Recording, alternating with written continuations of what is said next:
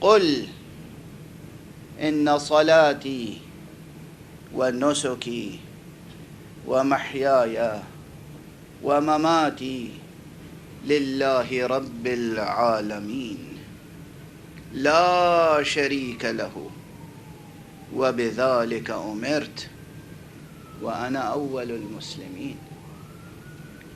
یہ آیتیں آپ کے لیے نئی نہیں ہیں، ظاہر قرآن مجید کی آیتیں ہیں، اور اس اعتبار سے میں عرض کر رہا ہوں نئی نہیں ہیں کہ چونکہ عموماً جو حضرات مستحبات کے پابند ہیں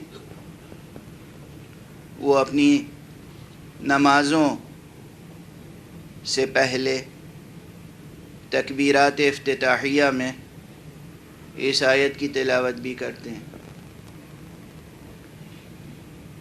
اب یہ ذکر آ گیا ہے تو میں ایک اشارہ کرتا ہوا آگے بڑھوں۔ نمازوں میں تکبیرات افتتاحیہ مستحب ہیں۔ تکبیرات افتتاحیہ کے معنی یہ ہیں کہ جب آپ نماز شروع کریں تو ایک تکبیر تو واجب ہے جسے کہتے ہیں تکبیرۃ الاحرام، اللہ اکبر، اس سے نماز شروع ہوتی، لیکن اس کے ساتھ 6 تکبیریں اور مستحب ہیں، تو اسے شامل کر کے 7 تکبیریں ہو جاتی ہیں۔ وہ 6 تکبیریں کہلاتی ہیں تکبیرات افتتاحیہ، یعنی افتتاح نماز میں یہ اذان اور اقامت کے بعد اور تکبیرۃ الاحرام سے پہلے۔ ان تکبیرات افتتاحیہ کا ایک پس منظر ہے، وہ عرض کر دوں تو آپ کو یہ علم ہو جائے گا کہ میں نے اس وقت اس کا تذکرہ کیوں ضروری سمجھا۔ ایک جملہ اکثر میں کہا کرتا ہوں کہ یہ ممکن نہیں ہے کہ کوئی سچا عزادار ہو حسین کا اور وہ نماز سے بے نیاز ہو، یہ ممکن نہیں۔ نماز رکن دین ہے، عمود دین ہے، ستون خیمہ دین ہے نماز، اور معنوی اعتبار سے کفر اور ایمان، شرک اور ایمان کے درمیان خط فاصل ہے نماز۔ اور یہ فقیر جو جملہ کہتا آیا ہے برسوں سے، وہ یہ ہے کہ اگر مفصل نماز پڑھنی ہو تو مجلس عزا منعقد کر لیجئے، اگر مختصر سی مجلس کرنی ہو تو 2 رکعت نماز پڑھ لیجئے۔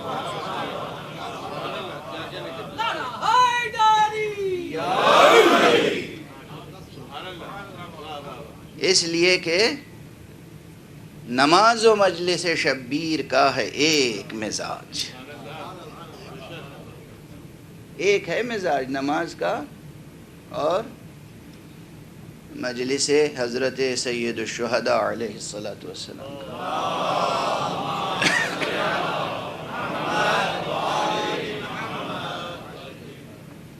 اب ظاہر ہے کہ میں یہ تو نہیں چاہتا کہ آغاز مجلس ہی میں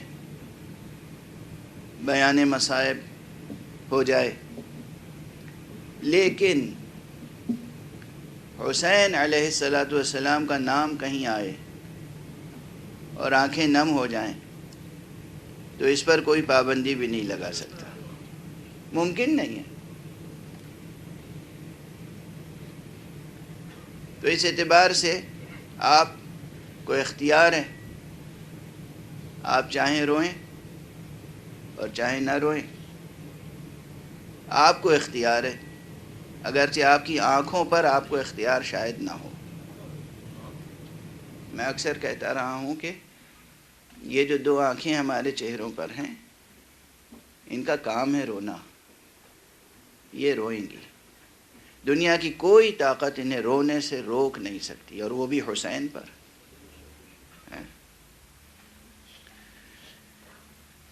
یہ جو میں نے عرض کیا کہ نماز اور مجلس شبیر کا ایک مزاج ہے،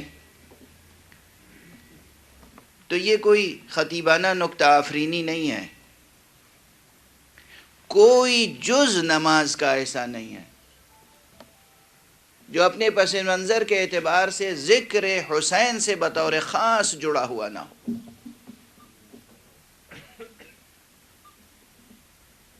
کوئی جز نماز کا ایسا نہیں، یہاں تک کہ یہ تکبیرات افتتاحیہ، اور یہ روایت جو عرض کر رہا ہوں یہ صرف ہماری کتابوں میں نہیں ہے، اور نہ صرف یہ کہ روایت ہمارے یہاں بھی ہے اور دوسرے مسلمانوں کے ہاں بھی یہ روایت موجود ہے، بلکہ وہ بھی عمل کرتے ہیں۔ فرق یہ ہے کہ وہ سال میں صرف 2 مرتبہ عمل کرتے ہیں، ان کی فقہ کی مفصل کتابیں مطالعہ کر کے عرض کر رہا ہوں۔ ہم ہر روز 5 نماز میں عمل کرتے ہیں،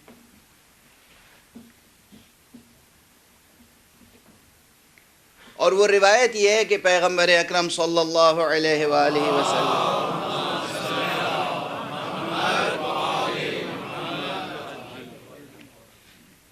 ایک مرتبہ جب محراب عبادت میں تشریف لائے نماز جماعت پڑھانے کے لیے، تو ساتھ میں امام حسین علیہ السلام کو لے کر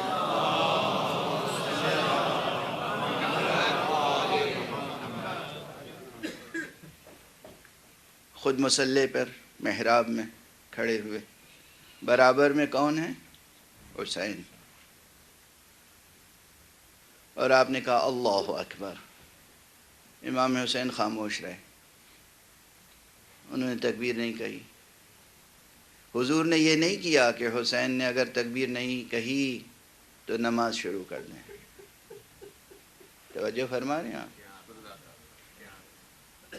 یہ نہیں کہ اللہ اکبر کہا، اگر حسین نے نہیں کہا تو وہ کہیں بسم اللہ الرحمن الرحیم الحمدللہ رب العالمین، نماز کو آگے بڑھا دیں۔ نہیں، آپ نے دوبارہ کہا اللہ اکبر، پھر آقا نے نہیں فرمایا، پھر تیسری مرتبہ کہا اللہ اکبر، حسین خاموش ہیں، چوتھی مرتبہ کہا اللہ اکبر، حسین خاموش ہیں، پانچویں مرتبہ کہا اللہ اکبر، حسین خاموش ہیں، چھٹی مرتبہ کہا اللہ اکبر، حسین خاموش ہیں۔ جب 7ویں مرتبہ کہا اللہ اکبر تو آقا نے بھی فرمایا اللہ اکبر۔ چونکہ امام حسین علیہ السلام کی موجودگی میں حضور نے 6 مرتبہ تکبیرات ارشاد فرمائی، اس لیے ہمارے ہاں مستحب ہے کہ ہر نماز کے شروع میں 6 مرتبہ تکبیر کہو، اور 7ویں تکبیر تکبیرۃ الاحرام ہو اور پھر نماز شروع ہو۔ ہم ہر نماز میں یہ کرتے ہیں، اور دوسرے مسلمان نماز عید میں، اس لیے کہ ان کے ہاں روایت یہ ہے کہ یہ واقعہ دراصل نماز عید کا ہے۔ توجہ فرما رہے ہیں آپ؟ چنانچہ آج تک ان کی فقہ میں یہ لکھا ہوا ہے کہ نماز عید میں تکبیرۃ الاحرام سے پہلے 6 تکبیریں کہنا مستحب ہے، اس لیے کہ حضور نے حسین کی خاطر 6 تکبیریں کہی۔ اب بس ایک جملہ عرض کروں گا، یہ روایت چونکہ زیادہ مشہور نہیں ہے، شاید آپ نے پہلی بار سماعت فرمائی ہو، نماز شروع کرتے وقت تکبیر کہو تو حسین یاد آتے ہیں، سجدہ کرو تو حسین یاد آتے ہیں۔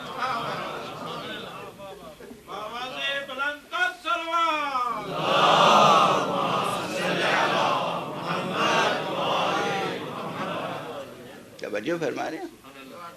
اب ممکن ہے کہ کوئی عزادار نماز پڑھے اور حسین یاد نہ آئے؟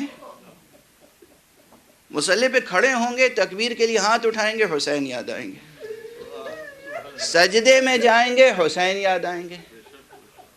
تکبیر جب تک حسین رسول کے ساتھ نہ کہہ دیں، رسول نماز کو آگے نہیں بڑھاتے، اور سجدے میں حسین جب تک پشت سے اتر نہ جائیں، حضور سجدے سے سر نہیں اٹھاتے۔ کیا شان ہے سرکار سید الشہداء کی، کیا شان ہے سرکار سید الشہداء۔ اس لیے میں عرض کرتا ہوں، ممکن ہے کہ کوئی سچا عزادار نماز پڑھے اور حسین یاد نہ آئے، یا اسے حسین کی یاد آئے اور نماز یاد نہ آئے؟ توجہ ہے کیا عرض کر رہا ہوں؟ حسین کی یاد آئے اور نماز یاد نہ آئے. اور صرف نماز نہیں، اب میں عرض کر رہا ہوں کہ جتنے اصول دین میں ارکان ہیں اور جتنے فروع دین میں ارکان ہیں، کوئی اصل اصول دین میں سے اور کوئی رکن فروع دین میں سے ایسی نہیں ہے کہ جس کو ادا کیا جائے اور حسین یاد نہ آئے. اس لیے حسین سے بہتر وسیلہ نہیں ہے اسلام کو اثر نو سمجھنے کے لیے اور آج دنیا والوں کو سمجھانے کے لیے. کوئی وسیلہ نہیں ہے. یہ مبالغہ نہیں ہے. اس سے پہلے میں اپنے یہ 2 مصرے بھی آپ حضرات کے سامنے کئی مرتبہ پڑھ چکا ہوں، یہاں بھی اور ہندوستان میں بھی اور پاکستان میں بھی، کہ دین کی بات شروع ہوتی ہے نا اصول دین سے، اور اصول دین میں کس سے شروع ہوتی ہے؟ اصل الاصول کیا ہے؟ توحید، حق شناسی، اللہ کی معرفت. اور اللہ کی معرفت کے لیے اردو کے بہت مشہور شاعر ہیں جوش ملی آبادی، ان کا یہ شعر مشہور ہے کہ ہم ایسے اہل نظر کو ثبوت حق کے لیے اگر رسول نہ آتے تو صبح کافی تھی. اب ظاہر ہے اس شعر کے بارے میں تبصرہ کر چکا ہوں کہ اس شعر کا 2 نقطہ نظر سے تجزیہ کیا جا سکتا ہے، اس کی تشریح کی جا سکتی ہے. ایک نقطہ نظر یہ ہے کہ گویا اس میں ضرورت نبوت کا انکار بھی پوشیدہ ہو سکتا ہے کہ ہمیں نبی کی ضرورت نہیں ہے، جیسے براہما کا نظریہ ہے. یہ بھی ایک شائبہ پیدا ہو سکتا ہے. لیکن بہرحال اس شعر میں نقص ہو یا نہ ہو، اس مضمون میں کوئی نقص نہ ہوگا جو میں عرض کر رہا ہوں کہ نہ مدرسے، نہ مساجد، نہ فلسفہ، نہ کلام. نہ مدرسے نہ مساجد، نہ مدرسے نہ مساجد، نہ فلسفہ نہ کلام، ثبوت حق کے لیے بس حسین کافی ہے.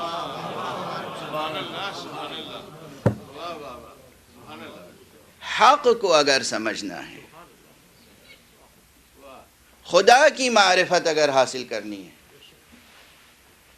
تو بھی سرکار سید الشہداء ابو عبداللہ الحسین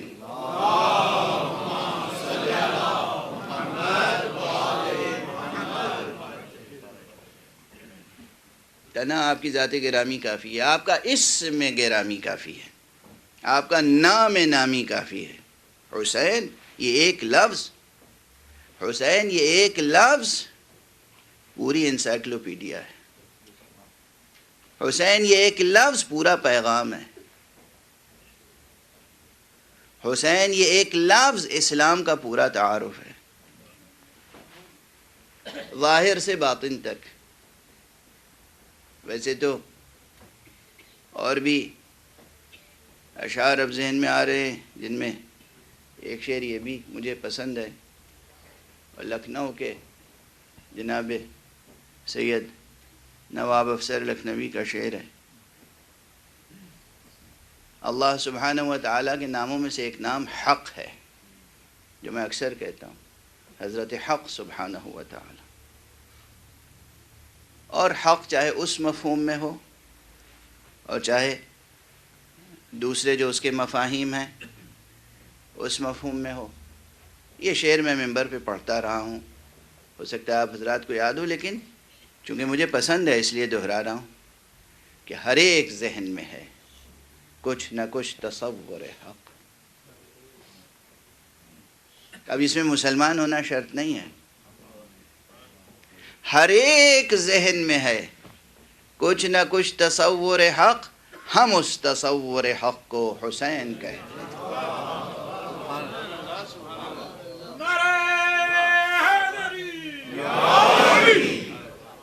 ہم اس تصور حق کو حسین کہتے ہیں. یہ نام حق کا تعارف ہے، اور اسی لیے انشاءاللہ اس موضوع پر گفتگو رہے گی آقا ابو عبداللہ الحسین علیہ السلام کے حوالے سے کہ درس اسلام ہے حسین کا ذکر. یہ ہم اس عنوان میں یہ جواب پوشیدہ ہے کہ یہ ہمیں کیا ہو گیا ہے اور کیا ہو جاتا ہے ہر سال. کیوں ہم اپنے سال کا آغاز ذکر حسین سے کرتے ہیں؟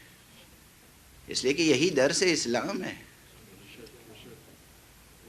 درس اسلام ہے، اور وہ بھی اپنے ظواہر سے لے کر اپنے بطون تک.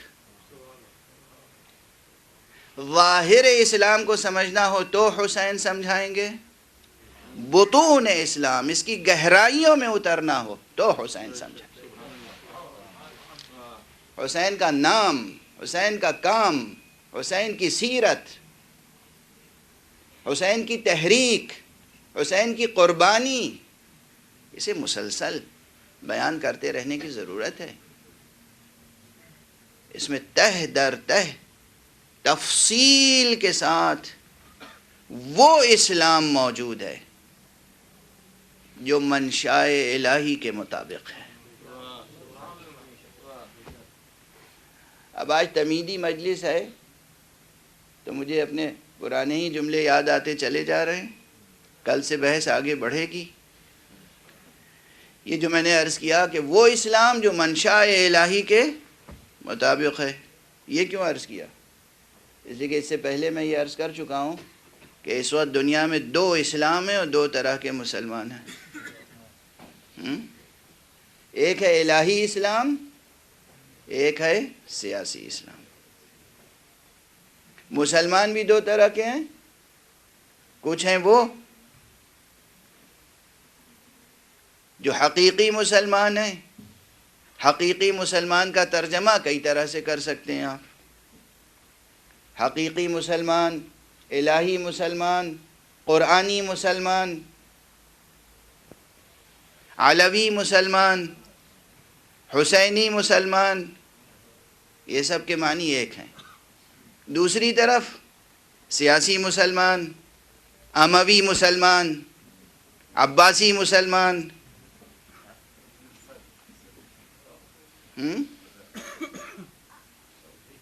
وہ الگ مسلمان ہیں. دونوں میں فرق گنائے جائیں تو بہت فرق ہیں.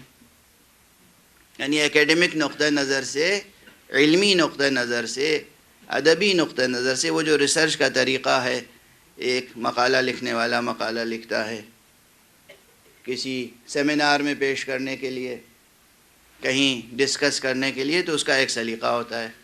اگر اس طریقے سے گفتگو کی جائے تو یہ سیاسی اسلام اور الہی اسلام اور سیاسی مسلمان اور الہی مسلمان میں بہت سے فرق بتائے جا سکتے ہیں. بنیادی فرق یہ ہیں، فروعی فرق یہ ہیں، ظاہری فرق یہ ہیں، باطنی فرق یہ ہیں.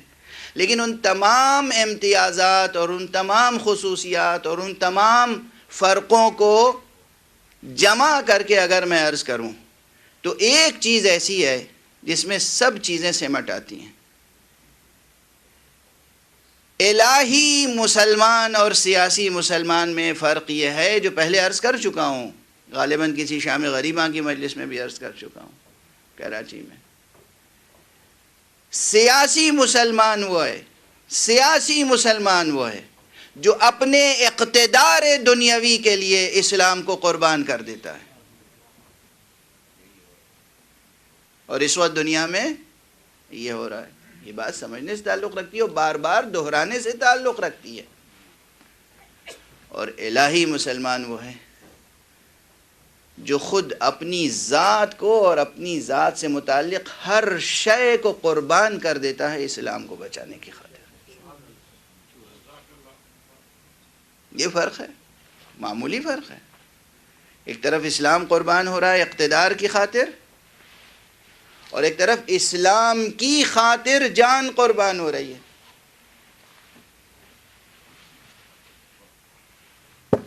یہ بات جتنی آسانی سے آپ سمجھ جاتے ہیں دوسرے نہیں سمجھ پاتے. آپ کیا سمجھ رہے ہیں؟ دوسرے سمجھ لیتے ہیں یہ بات جسے آپ بہت سامنے کی اور سادہ سی بات سمجھتے ہیں کہ اسلام کو بچانے کے لیے جان قربان کر دیتا ہے ایک انسان، دوسروں کی سمجھ میں نہیں آتی یہ بات سمجھ میں نہیں آتی۔ کیوں سمجھ میں نہیں آتی؟ اس لیے کہ قرآن مجید کی یہ آیتیں روشن نہیں ہیں۔ قل کہہ دیجئے ان صلاتی و نسکی و محیای و مماتی للہ رب العالمین، کہہ دیجئے، قل کہہ دیجئے کہ بے شک میری نماز، میری تمام عبادتیں، میری پوری زندگی، میری موت، سب اس معبود برحق کے لیے ہے جو تمام عالمین کا پروردگار ہے۔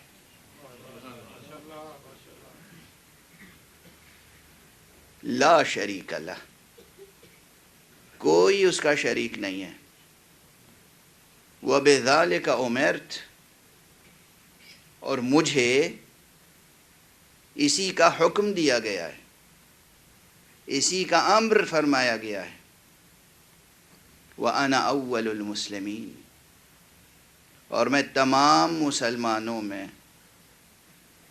یہ ترجمہ درست نہیں ہوگا، اور میں سر تسلیم خم کرنے والوں میں سب سے پہلا ہوں۔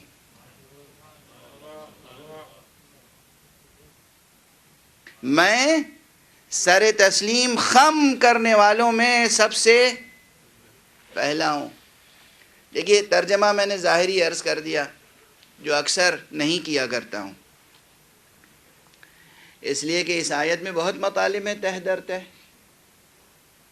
آخر قرآن کی آیت ہے، اور ابھی دو ایک اشارے کروں گا اور آپ کے سامنے واضح ہو جائے گا کہ کتنی مشکل بحثیں پوشیدہ ہیں اور مترجمین کو کتنی زحمت ہوئی ہے اس آیت کے ترجمے میں، اس لیے کہ بعض حقیقتیں ان کے سامنے روشن نہیں تھیں یا روشن نہیں ہیں۔ آپ نے ترجمہ میری زبان سے سنا، یہ وہ ترجمہ ہے جو عام طور پر دوسرے مترجمین نے کیا ہے، میں نے کوئی اپنی طرف سے تصرف اس میں نہیں کیا ہے، جو دوسروں نے ترجمہ کیا وہ میں نے بیان کر دیا۔ لیکن اسی ترجمے کو کرنے میں دشواریاں پیش آئی ہیں، اور بریکٹ میں یا حاشیے میں یا تفسیر میں اس کی توجیہیں اور تعویلیں بیان کرنے پر مجبور ہوئے ہیں، چونکہ بعض حقیقتیں ان کے سامنے روشن نہیں تھیں۔ میں ابھی ایک امر کی طرف اشارہ کروں گا اور بات آگے بڑھا دوں گا، تفصیلیں بعد میں آئیں گی آپ کے سامنے، کہ جو آخری فقرہ ہے وَأَنَا أَوَّلُ الْمُسْلِمِينَ، یہ کون کہہ رہا ہے؟ پیغمبر اکرم محمد مصطفیٰ صلی اللہ علیہ وآلہ وسلم۔ حضور فرما رہے ہیں نا کہ میں سر تسلیم خم کرنے والوں میں سب سے پہلا ہوں۔ عجیب بات ہے۔ اچھا، لفظ ہے مسلمین، عام ترجمہ، اس سے بھی سادہ تر ترجمہ اور عامیانہ ترجمہ یہ ہو جائے گا کہ میں مسلمانوں میں سب سے پہلا ہوں۔ تو اب عام مفسرین کو دشواری ہوئی کہ حضور صلی اللہ علیہ وآلہ وسلم فرما رہے ہیں میں سب سے پہلا ہوں، اور وہ بھی خود نہیں فرما رہے ہیں، خدا کہہ رہا ہے کہ کہیے۔ توجہ ہے، قل سے آیت شروع ہوئی ہے، قل سے آیت شروع ہوئی ہے، خدا کہہ رہا ہے کہہ دیجئے۔ اب آپ قرآن مجید کا از اول تا آخر تتبع کیجئے، مطالعہ کیجئے، بہت سی آیتیں بغیر قل کے شروع ہوئی ہیں، اور سب جانتے ہیں کہ یہ قرآن کی آیت ہے، حضور کا ارشاد نہیں ہے، وحی الہی ہے، جبرائیل آئے انہوں نے آیت پہنچائی، حضور نے پہنچا دیا۔ لیکن اسی میں بعض آیتیں ایسی ہیں کہ جن کے شروع میں قل آیا، اس کی اور بہت سی توجیہیں کی گئی ہیں، لیکن ایک بڑی وجہ یہ ہے، آپ تتبع کیجئے، مطالعہ کیجئے از اول تا آخر، جہاں جہاں کوئی ایسا مضمون آیا ہے یا ایسی بات کہی گئی ہے کہ جو ان کے لیے قابل فہم نہیں تھی،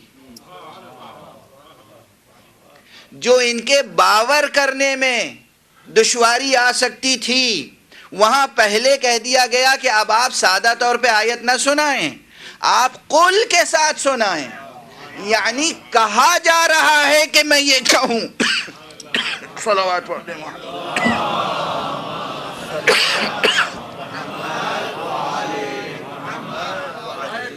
محمد و آل محمد بلند تر صلوات.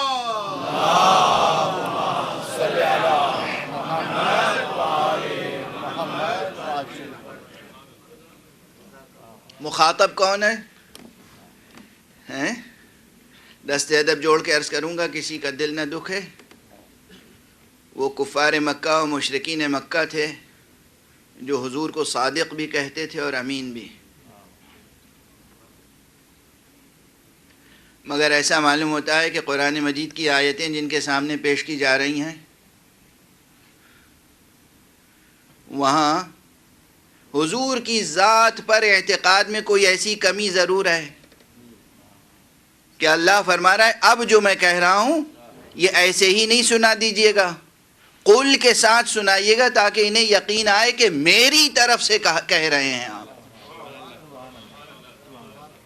غور فرما رہے ہیں آپ؟ میری طرف سے فرما رہے ہیں آپ. تو بہت سے ایسے مقامات ہیں قرآن مجید میں کہ جہاں قل سے بات شروع ہوئی ہے یہاں بھی قل سے بات شروع ہوئی ہے. اسی قرآن مجید میں جناب ابراہیم کے اسلام کا ذکر ہے اور ان کے مسلم ہونے کا تذکرہ ہے. ان کی وصیت موجود ہے کہ جناب ابراہیم نے اپنے بیٹوں کو جمع کر کے وصیت کی کہ دیکھو تم دنیا سے جانا نہیں مگر مسلمان، اسلام پر خاتمہ ہو تمہارا، اسلام پر جینا، اسلام پر مرنا. تو جناب ابراہیم اور ان کی اولاد بہرحال حضور کے دور سے پہلے گزری ہے نا، ان کے ہوتے ہوئے پھر پیغمبر سب سے پہلے مسلم کیسے ہو سکتے ہیں؟ ایک وہ مقام قرآن کا اور ایک یہ مقام قرآن کا. وَأَنَا أَوَّلُ الْمُسْلِمِينَ. اب اگر حضور صرف کہہ دیں وَأَنَا أَوَّلُ الْمُسْلِمِينَ تو مجمع میں بہت سے لوگ کھڑے ہو کے کہیں گے آپ اول مسلم کیسے ہیں؟ ابراہیم اول مسلم تھے. اب جب بات قل سے شروع ہوئی، اللہ کہہ رہا ہے کہ آپ کہہ دیجئے میں سب سے پہلا سر تسلیم خم کرنے والا ہوں، تو مجبور ہو گیا مسلمان سوچنے پر کہ پروردگار نے اگر کہا ہے تو اس کے معنی ہے کہ کہیں نہ کہیں مصطفیٰ کی اولیت محفوظ ہے.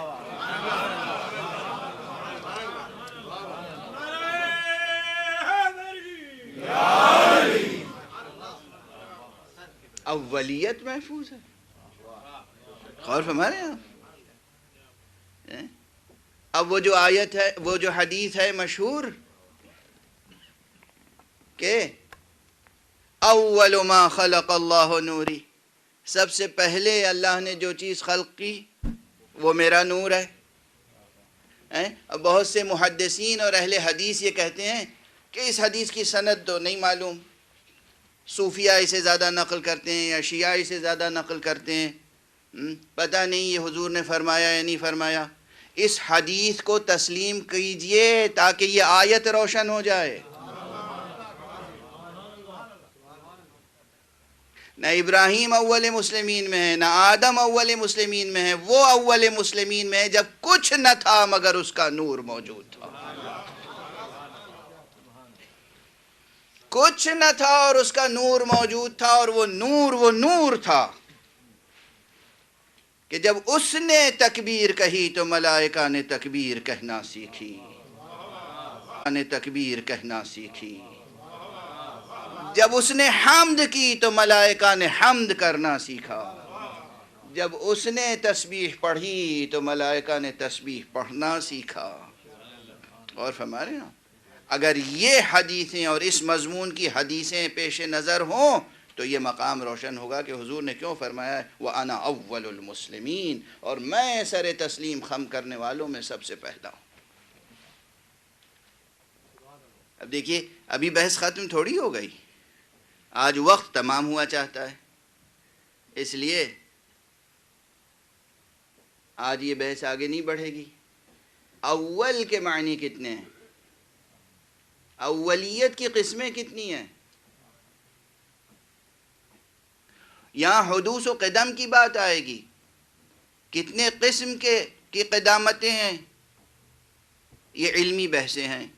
ظاہر ہے کہ آپ اس فقیر سے اس طرح کے مسائل سننے کے عادی ہو چکے ہیں، برداشت کرنے کے عادی ہو چکے ہیں، لیکن جب تک یہ باتیں، یہ نکات روشن نہیں ہوں گے اس وقت تک دیکھیے قرآن مجید پڑھا ہے نا میں نے آپ کے سامنے، قرآن مجید کی آیت ہے نا، وَأَنَا أَوَّلُ الْمُسْلِمِينَ۔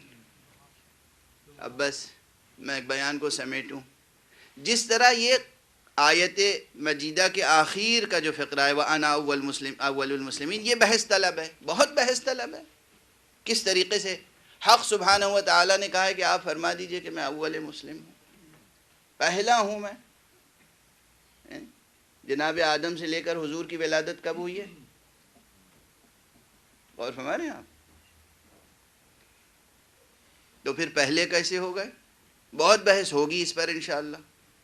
جس طریقے سے یہ بات بحث طلب ہے اسی طریقے سے یہ بات بحث طلب ہے۔ دیکھیں کس ترتیب سے آیت کا مضمون شروع ہوا ہے اور بلند ہوتا چلا گیا ہے اور وسیع ہوتا چلا گیا ہے۔ آیت کا مضمون قرآن کی آیت ہے، قل کہہ دیجئے، کیا کہہ دیجئے؟ اِنَّا، بے شک، اِنَّا صلاتی، میری نماز۔ اگر ظاہری ترجمہ کریں تو نماز حضور کی ہو یا ایک عام مسلمان کی، 2 رکعت نماز کتنی دیر میں ہو جاتی ہے؟ 2 منٹ، 4 منٹ، 5 منٹ، کچھ اور؟ نماز کا بخاطر خدا ہونا کوئی زیادہ پریشانی کی بات بظاہر نہیں ہے، اگرچہ وہ بھی ہے۔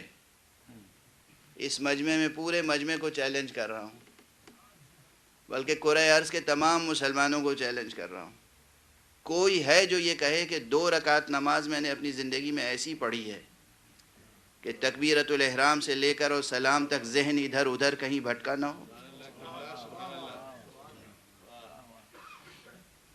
کوئی ہے؟ کوئی ہے جو یہ کہہ سکے کہ 2 رکعت نماز میں نے ایسی پڑھی ہے کہ ذہن کہیں ادھر ادھر نہیں گیا؟ اکثر تو لوگ یہ مسئلہ پوچھنے آتے ہیں، مولانا کیا کریں؟ اس لیے کہ نماز جب پڑھتے ہیں تو ساری دنیا کے مسائل اسی وقت یاد آتے ہیں، ہر مسئلہ نماز میں یاد آتا ہے۔ نماز میں توجہ کیسے پیدا ہو بتائیے؟ اب اس کے طریقے ہیں، وہ الگ بحث ہے، لیکن عام طور پر 2 رکعت نماز بھی اس شان کے ساتھ، اس کیفیت کے ساتھ، اس جذب کے ساتھ، اس خضوع کے ساتھ، اس خشوع کے ساتھ، اس معرفت کے ساتھ، اس للہیت کے ساتھ، اس اخلاص کے ساتھ کہ تکبیر سے تسلیم تک ذہن ادھر ادھر کہیں نہ جائے، صرف اور صرف خدا ذہن میں ہو، خدا کی بارگاہ میں، محضر الہی میں حضور کا احساس ہو کہ ہم وہاں حاضر ہیں، ہمیں کوئی دیکھ رہا ہے، ہمیں کوئی دیکھ رہا ہے، یہ احساس طاری رہے۔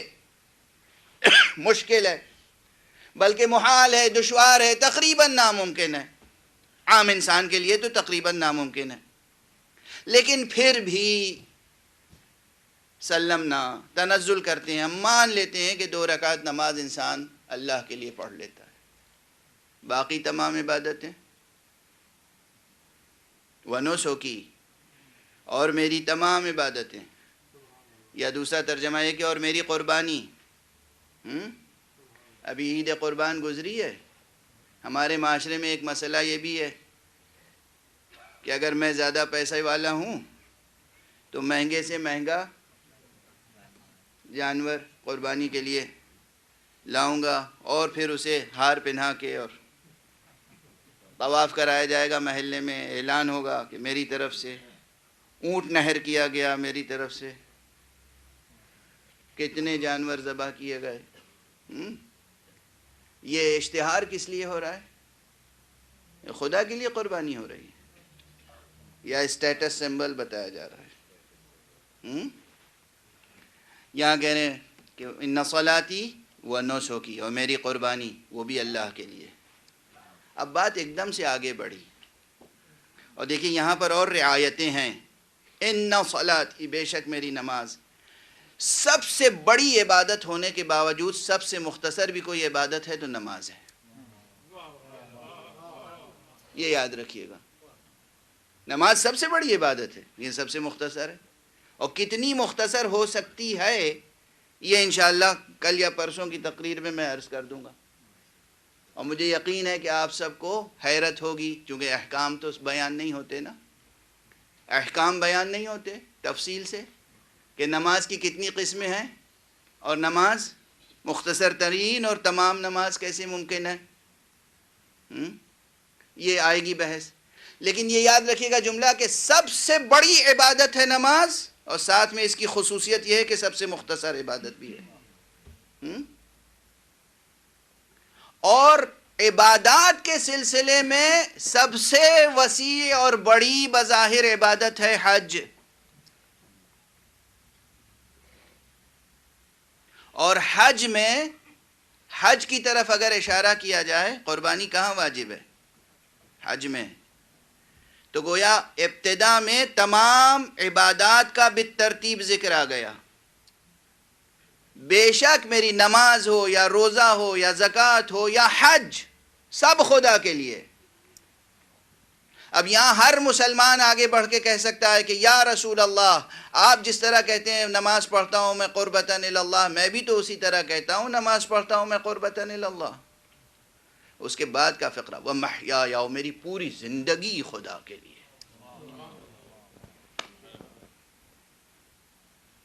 وَمَمَاتِي، اور میری موت خدا کے لیے۔ ایک جملہ عرض کر رہا ہوں، شاید زبان کا جملہ سمجھ کے آپ لطف لیں گے، لیکن یہ صرف زبان کا جملہ نہیں ہے۔ جو دنیا پہ مرے جا رہے ہوں وہ خدا کے لیے موت کا تصور کہاں کر سکتے ہیں؟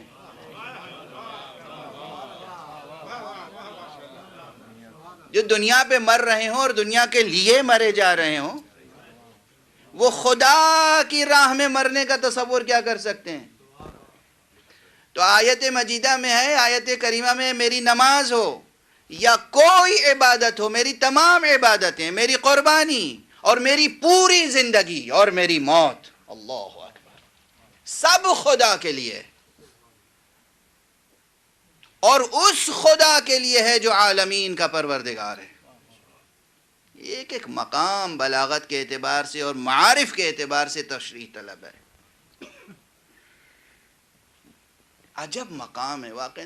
خدا کی قسم، جب میں ممبر پہ ہوتا ہوں اور قرآن مجید کی آیتوں کو تلاوت کرتا ہوں اور اس کے الفاظ کے درمیان اور کلمات کے درمیان جو انوار معانی موجزن ہوتے ہیں تو عجب کیفیت ہوتی ہے۔ کیا بیان کروں، کتنا بیان کروں، کیسے بیان کروں، کس قدر بلاغت ہے یہاں پر۔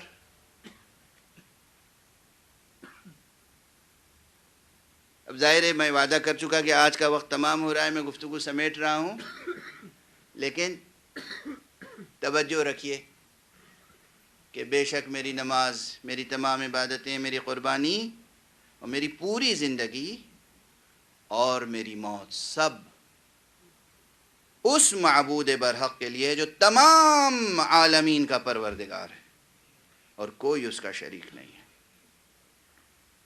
اور مجھے اسی کا حکم دیا گیا ہے۔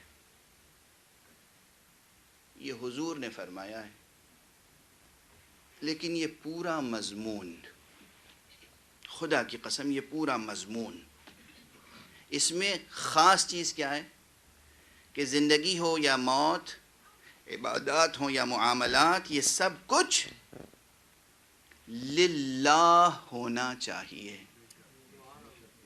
یعنی ایک مرکزی نقطہ ہے اخلاص، خلوص، جو چیز ہو خلوص سے ہو۔ کس کے لیے خلوص؟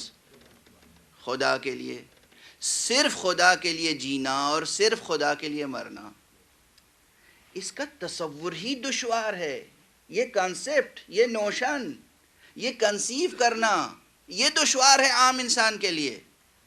ہم اپنی زندگی کے کتنے لمحات اپنے لیے بسر کرتے ہیں، بیوی کے لیے بسر کرتے ہیں، بچوں کے لیے بسر کرتے ہیں، اعزاء اقربا کے لیے بسر کرتے ہیں. یہ تصور عام انسان کے لیے کس قدر دشوار ہے کہ پوری زندگی خدا کے لیے بسر کی جائے. آسان ہے یہ مضمون سمجھنا، آسان ہے کیا؟ جیسے اول المسلمین کا نقطہ سمجھنا دشوار ہے، ویسے یہ سمجھنا دشوار ہے کہ ممکن کیسے ہے کہ پوری زندگی خدا کی خاطر بسر کی جائے. اور جو چیز سمجھنا بھی دشوار ہو اسے کر کے دکھا دینا محمد و آل محمد کا کارنامہ ہے.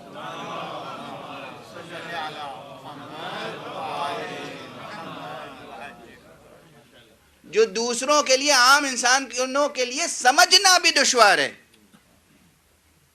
وہ ان کے لیے ان کا کارنامہ ہے.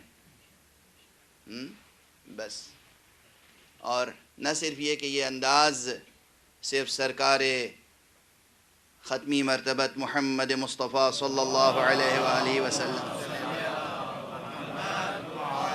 کا ہے، بلکہ حضور کے ساتھ ساتھ اہل بیت پیغمبر میں سے جو حضور کے اوصیاء ہیں، جو ائمہ ہدیٰ ہیں، جنہیں پوری امت امام تسلیم کرتی ہے، جو پوری انسانیت کے رہبر ہیں، ہادی ہیں، امام ہیں، ان سب کی زندگیوں میں یہ ہے کہ ان کی پوری زندگی اور موت خدا کے لیے ہے. اور سب سے زیادہ واضح یہ مضمون جہاں نظر آتا ہے وہ سرکار سید الشہداء ابو عبداللہ الحسین کی زندگی. بس آج تمہید ایام عزا میں اس سے زیادہ گزارش نہیں کرنا چاہتا. میرا خیال ہے کہ اس قدر تمہیدی کلمات میں مضمون، عنوان واضح ہو گیا ہوگا، وہ تھیم واضح ہو گئی ہوگی کہ جس تھیم پر ہمیں کام کرنا ہے اس 10 دن میں، اور جو پیغام دوسروں تک پہنچانا ہے کہ ہمیں اگر اسلام سیکھنا ہے تو کس سے سیکھنا ہے؟ حسین سے سیکھنا ہے. خاص طور سے اس وقت، اس 21ویں صدی میں، ان لمحات میں، جن لمحات میں ہم زندگی بسر کر رہے ہیں، ہمیں نئے سرے سے اسلام کا مطالعہ کرنا ہے. اور وہ کس کے حوالے سے؟ حسین کے حوالے سے. کیوں حسین کے حوالے سے؟ اس لیے کہ جواز حضور نے فراہم کیا ہے. حسین منی وانا من حسین، حسین میرا مجھ سے، میں حسین سے ہوں، میں حسین سے ہوں. اب اگر ہمیں سیکھنا ہے اسلام اور سمجھنا ہے حضور کی زندگی کو تو حسین کے حوالے سے. حسین اور آل حسین، علی اور آل علی، محمد اور آل محمد، ان کی عظمت تاریخ میں جو ہے اسے مرحوم نجم افندی، شاعر اہل بیت نجم افندی نے دو سادہ سے، بہت سادہ سے مصرے ہیں، بہت سادہ سے 2 مصرے ہیں، اور اس میں کوئی مشکل لفظ نہیں ہے، اور اس میں پورا مضمون ادا ہو گیا ہے. فرما گئے ہیں کہ اہل بیت مصطفیٰ صلی اللہ علیہ وآلہ وسلم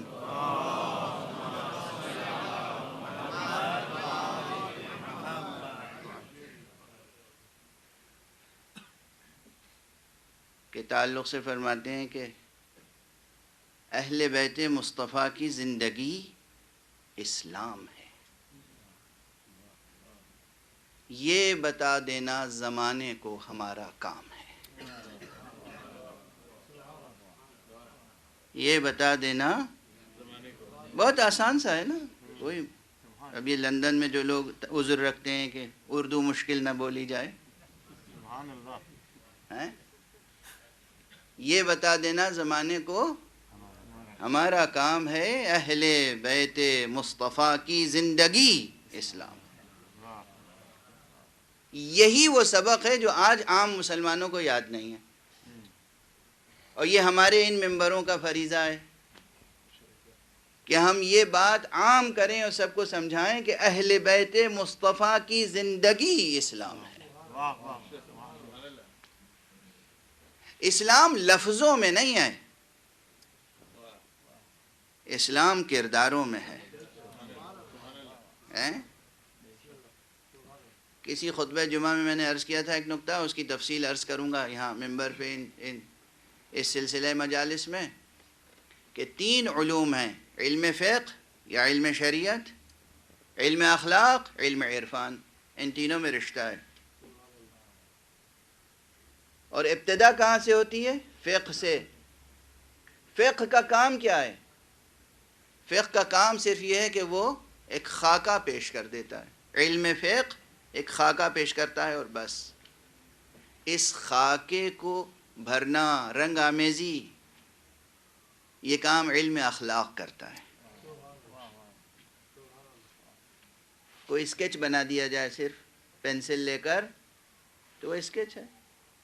علم فقہ صرف حلال و حرام، واجب اور مستحب اور مباح، یہ 5 رنگ کے نشانات میں زندگی کا پورا نقشہ ہے۔ نقشہ ہے، بس خاکہ ہے۔ اس خاکے کو پیکر عطا کرتا ہے علم اخلاق، اور اس پیکر میں روح ڈالتا ہے علم عرفان۔ اب بس کافی ہے نا اتنی بحث، آغاز بحث، باقی باتیں کل ہوں گی انشاءاللہ۔ اور اس کے بعد یہ جو علم عرفان روح ڈالتا ہے، یہ روح کون سی ہے؟ روح اخلاص، للہیت۔ خدا نے آدم کا پیکر بنا کے اپنی طرف سے روح ڈالی تھی تو وہ زندہ پیکر ہو گیا تھا۔ ہمیں اپنے اعمال میں جو روح ڈالنی ہے، وہ وہی قربتاً الی اللہ کہہ کر روح ڈالنی ہے۔ اور فرما رہے ہیں ہر عمل، خدا کی قسم ہر عمل، بس چاہے انسان کا سونا ہو یا جاگنا ہو، یا اٹھنا ہو یا بیٹھنا ہو، آپ حضرات کے لیے قابل تحمل ہو تو بس ایک فقرہ عرض کر دوں۔ عام طور پر عبادات کا اطلاق نماز، روزے، حج اور زکوٰۃ پر ہوتا ہے، اور نکاح اسے تو بالکل دنیاوی چیز سمجھی جاتی ہے نا، شادی۔ اب یہ جملہ یاد رکھیے گا، اگر نکاح اور عقد نکاح اور شادی صرف ایک دنیاوی امر ہوتا تو خدا کی قسم کوئی نبی اور کوئی ولی اللہ کبھی شادی نہ کرتا۔ یہ صرف دنیاوی مسئلہ نہیں ہے، یہ صرف دنیاوی مسئلہ نہیں ہے۔ اگر اس میں بھی قربتاً الی اللہ کی نیت ہو تو یہ عقد ازدواج بھی عبادات کے حصے میں آ جاتا ہے۔ عبادت ہے، شادی کرنا عبادت ہے، اگر منصوبہ مشیت کو آگے بڑھانے کے لیے۔ اور بس ایک فقرے میں ربط مصائب ہو جائے گا، ہر چند کے اس میں اختلاف ہے، لیکن بہرحال اگر سرکار سید الشہداء نے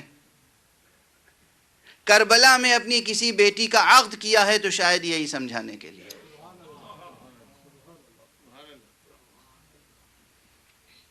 کہ کوئی عبادت چھوٹ نہ جائے۔ توجہ فرما رہے ہیں آپ؟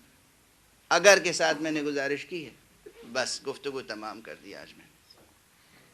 آج محرم کا چاند نمودار ہو گیا ہے، کل محرم کی پہلی ہے۔ روایت ہے 8ویں امام، امام علی ابن موسیٰ الرضا علیہ السلام،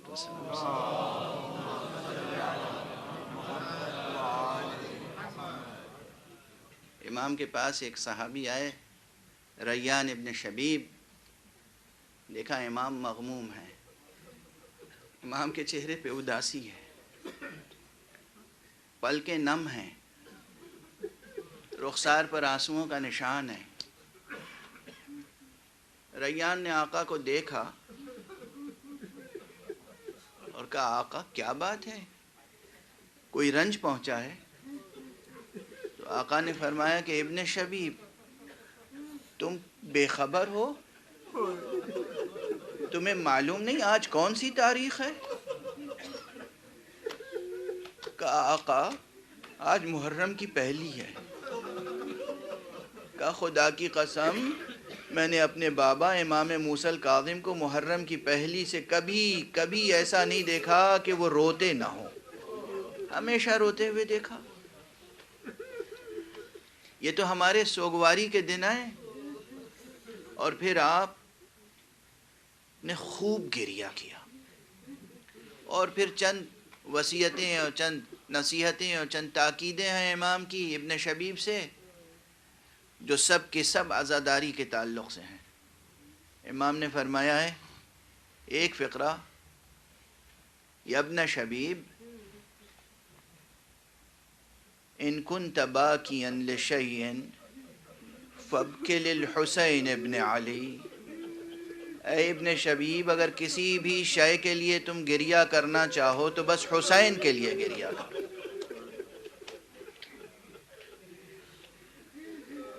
اجرکم علی اللہ۔ یہ آپ کا گریہ رسم نہیں ہے، یہ عبادت ہے، یہ عبادت ہے۔ ہر اشک عزا کی قیمت بہت بلند ہے، آپ کو اندازہ نہیں کتنی بلند ہے۔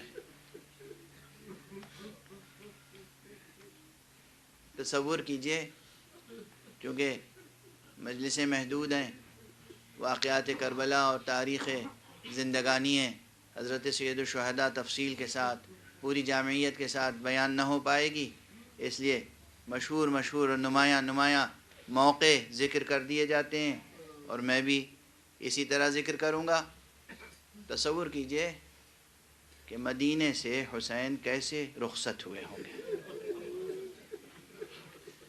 اس میں کوئی خطیبانہ نکتہ آفرینی نہیں ہے، آپ سب اس طرح کے تجربے سے گزرے ہیں اور میں ابھی گزرا ہوں۔ عام طور پر جو لوگ حج کے لیے جاتے ہیں، ابھی میرے بہت سے دوست احباب حج پہ گئے تھے، واپس آئے، میں نے کہا زیارت مقبول ہو، قبول ہو انشاءاللہ، حج قبول ہو۔ کہا مولانا بس کیا بتاؤں،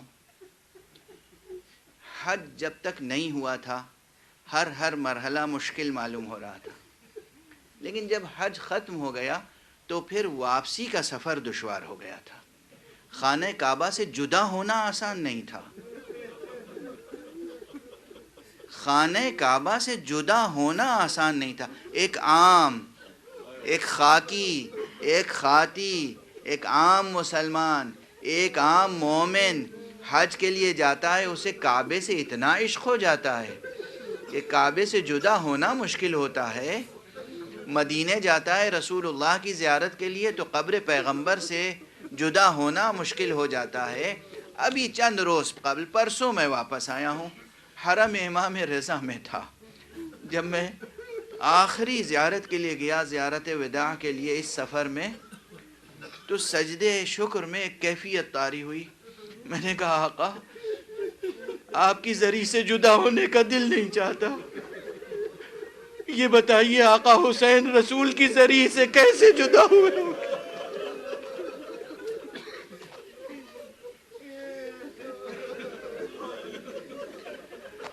میرا آپ کی زری سے جدا ہونے کو دل نہیں چاہتا، حسین کیسے جدا ہوئے ہوں گے اپنے نانا کی قبر سے، نانا کی قبر سے، مادر گرامی کی قبر مبارک سے، بھائی حسن مجتبیٰ کی قبر سے کس طرح حسین جدا ہوئے ہوں گے۔ اور بات صرف اتنی نہیں ہے، پھر عرض کر رہا ہوں، اس مرتبہ کچھ ایسی روایتوں پر اشارہ کرتا ہوا گزر رہا ہوں جو عموماً نہیں پڑھتا رہا ہوں میں ماضی میں۔ تاریخ نے بہت خیانت کی ہے، اہل بیت کی تاریخ لکھنے میں مورخین نے بہت خیانت کی ہے، یہاں تک کہ ہر چیز ہمیں نہیں معلوم کہ حقیقت کیا تھی۔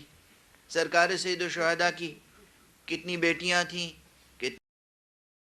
پیدا ہوگا نا، آقا اپنے نانا کی قبر سے کیسے جدا ہوئے، آقا اپنی مادر گرامی کی قبر سے کیسے جدا ہوئے، آقا اپنے بھائی حسن کی قبر سے کیسے جدا ہوئے۔ آقا اپنی بیمار بیٹی کو زندہ چھوڑ کر کیسے جدا ہوئے؟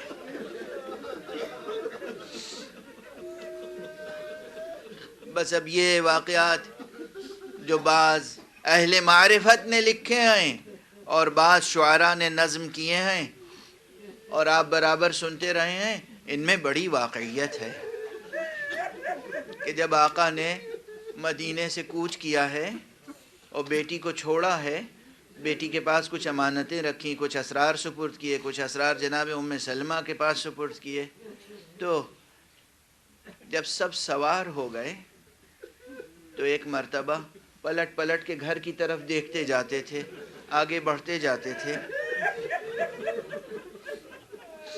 آقا سید الشہداء امام ہیں، حجت خدا ہیں، ولی حق ہیں، مگر باپ کا دل بھی تو سینے میں ہے نا۔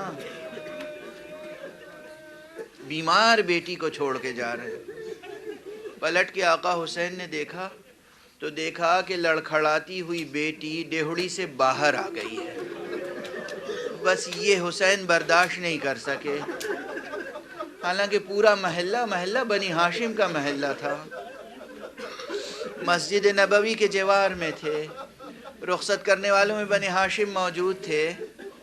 آقا نے پورا قافلہ روکا اور بیٹی کو پھر سینے سے لگایا۔ بیٹی ایک ایک سے آ کر رخصت ہوئی، اپنی ماں رباب سے رخصت ہوئی، پھوپھی زینب سے رخصت ہوئی، آقا حسین سے رخصت ہوئی، اور چونکہ بی بی رباب کے آغوش میں ایک ننھا بچہ تھا تو یہ بیٹی آئی اور اس نے بچے کو پیار کیا، بچہ ہمک کے بہن کے آغوش میں۔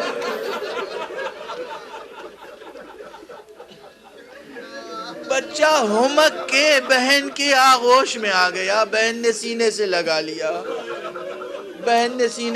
لیا۔ اب ماں دوبارہ چاہتی تھی بچہ بہن کی آغوش سے لے، بچہ آنے کے لیے آمادہ نہ تھا۔ پھوپھی نے کوشش کی، سب نے کوشش کی، بچہ بہن کی آغوش سے جدا نہیں ہونا چاہتا تھا۔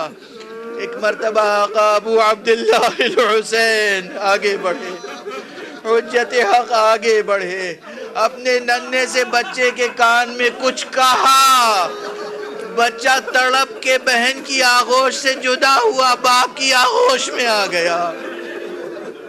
عجب نہیں، آقا نے فرمایا او بیٹا تم حجت خدا کے فرزند ہو، کربلا میں آخری حجت تمہیں تمام کرنی ہے، محضر شہادت میں تمہارا نام موجود ہے، میں تمہیں چھوڑ کر کیسے جا سکتا ہوں؟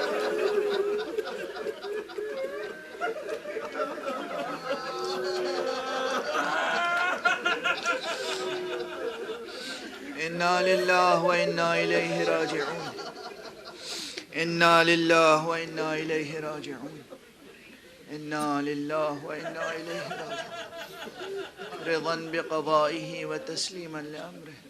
پروردگار ہمیں علوم قرآن اور معارف اہل بیت سے آشنا فرما۔